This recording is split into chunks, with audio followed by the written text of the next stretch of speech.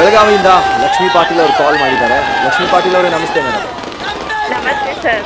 Madam, I think ಇವಾಗ ನಿಮ್ಮನ್ನ ಮಾತಾಡ್ಸೋದಕ್ಕಿಂತ ಜಾಸ್ತಿ ಚೆನ್ನಮ್ಮ ಸರ್ಕಲ್ ಅಲ್ಲಿ ಸಂಭ್ರಮಾಚರಣೆ ಹೆಂಗಿದೆ, ಆ ಎನ್ವೈರನ್ಮೆಂಟ್ ಹೆಂಗಿದೆ ಅಂತ ಕೇಳ್ಬೇಕು ನಿಮ್ಮಿಂದ.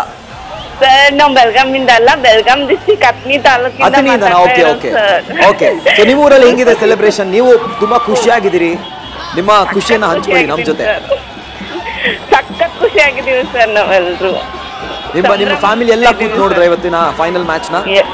ಫುಲ್ 7:30 ಇಂದ 11:30 ವರೆಗೂ ನೋಡಿದ್ವಿ ಸರ್. Very nice.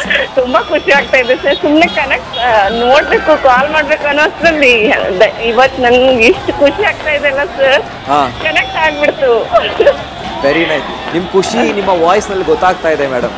ಹೌದು ಸರ್. ನನ್ನ ಮಗ ಸೆಲೆಬ್ರೇಷನ್ ಹೊರಗಡೆ ಹೋಗಿದ್ದಾನೆ ಸರ್. ಅವನು ವೇಟ್ ಮಾಡ್ತಾ, ನಾವು ಎಂಜಾಯ್ ಮಾಡ್ತಾ ಫುಲ್ ಖುಷಿ ಮಾಡ್ತಾ ಇದೀವಿ ಸರ್ ನಾವು.